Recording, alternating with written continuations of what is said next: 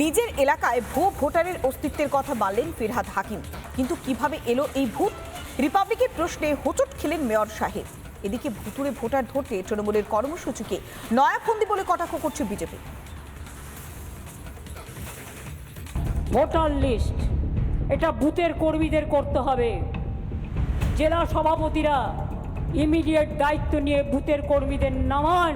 আমি 10 দিন সময় দিচ্ছি, ডিটেলস তথ্য বের করে অনলাইনের এগুলো কাটবেন।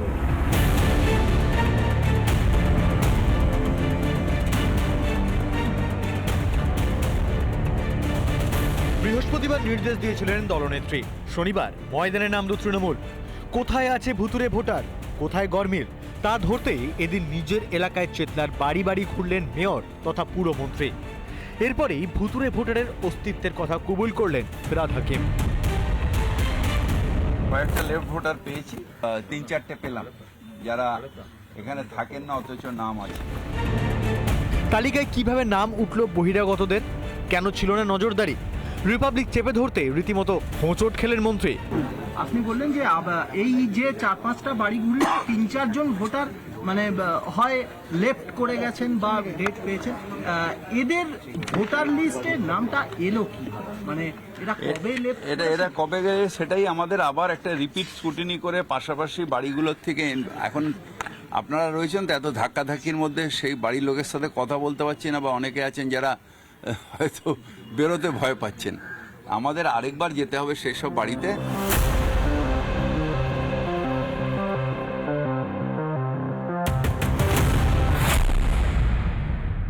ওনারা এতদিন ধরে রোহিঙ্গাদের ভারতবর্ষের নাগরিক বানানোর প্রচেষ্টা চালিয়েছেন, রোহিঙ্গাদেরকে নিয়ে এসে বসিয়েছেন। এবার রোহিঙ্গাদেরকে কিভাবে বাঁচাতে হবে তার জন্য এই ধরনের নানা ফন্দি ফিকির আসছেন। ধরা পড়ে যাচ্ছে চালাকি, তাই কি তৃণমূল এত সাবধানী? পিঠ বাঁচাতে এখন কি ভালো সাজার চেষ্টা? শাসকের যদি সৎ উদ্দেশ্যই থাকে তাহলে আগে কেন খোঁজ খবর হয়নি? এতদিন ভূত ঢুকিয়েছে যারা, প্যাঁচে পড়ে সেই তৃণমূলই কি ওঝা হয়ে ঝাড়ছে ভূত? রিপাবলিক বাংলা। বসবাস বাংলাদেশে আর ভোটার কিনা কোচবিহারের। অবাক হলেও এই ঘটনা কিন্তু সত্যি। কিভাবে এদেশের ভোটার তালিকায় ঠাঁই হলো বাংলাদেশের নাগরিকের? কাদের কারসাজিতে এই ধরনের কর্মকাণ্ড? সেই প্রশ্নের মুখে দায় ফেলতেই ব্যস্ত তৃণমূলের পঞ্চায়েতের প্রধান। আমার তো চাচা বাংলাদেশে আছে। আপনারা নামটা কাটাননি? না, বারবার অ্যাপ্লাই করার পরেও নামটা কাটেনি।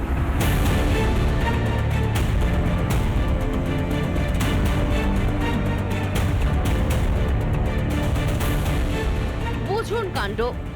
বাংলাদেশে যিনি ঘর সংসার করছেন গুছিয়ে, তিনিই কিনা আবার এদেশের ভোটার। চোখ চড়ক গাছে তুলে দেওয়ার মতো খবর কোচবিহারের শীতলকুচির নাল গ্রামে। এই গ্রামের ভোটার তালিকায় জল করছে 5 জন বাংলাদেশির নাম। গত 22শে ফেব্রুয়ারি দক্ষিণ 24 পরগনার চম্পাহাটিতে ভুতুরে ভোটারের হদিশ মেলার পর থেকেই তোলপাড় চলছে রাজ্য রাজনীতিতে। বৃহস্পতিবার নেতাজি ইন্ডোরের সভায় এই নিয়ে সরব হয়েছিলেন মমতা ব্যানার্জিও। একই এপিক কার্ডে কোথাও হরিয়ানা, কোথাও গুজরাট, গঙ্গারামপুর তো ঢেলে করেছে, মুর্শিদাবাদ তো ঢেলে করেছে, গঙ্গারামপুরে সব ঢুকিয়েছে গুজরাট অ্যান্ড হরিয়ানা।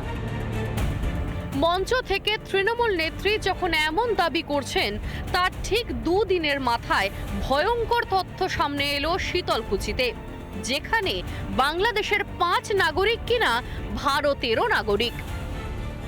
আমার তো চাচা বাংলাদেশে আছে, মাঝে সাঝে পাসপোর্ট করে আসে। মানে ওরা এখন বাংলাদেশের নাগরিক? হ্যাঁ। আপনারা নামটা কাটাননি? না, বারবার অ্যাপ্লাই করার পরেও নামটা কাটেনি।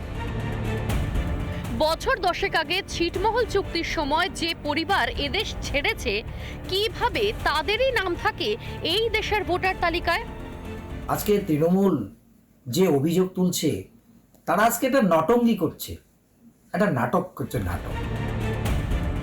ধরা পড়েছে জোচ্চুরি। মুখ বাঁচাতে আধিকারিকদের ঘাড়েই দোষ চাপাতে ব্যস্ত তৃণমূল। আমি বিএলও সাহেবকে বলেছি নামগুলো কাটার জন্য, কাটায়নি, কি কারণে কাটায়নি এবং বিএলও সব ভালো করে জানি। দেখতে হবে কেমন করে তোর নাম উঠলো, তোর নাম বাদ দিতে হবে। মানে এই ড্রাইভারটা কার আর কি, কি মনে হচ্ছে কোথায়? ভোটার লিস্ট যারা তৈরি করে আর কবে দেখবেন মন্ত্রীমশাই? কারচুপি ধরা না পড়লে তো এভাবেই চলতো। এখন তৃণমূলের বাড়া ভাতে ছাই পড়তেই কি মাথায় বাজ পড়েছে শাসকের? জনতার চোখে ধুলো দিতেই কি ঝাড়াই বাছাইয়ের নাটক করা? কোচবিহার থেকে কিংশুক দত্তের রিপোর্ট, রিপাবলিক বাংলা।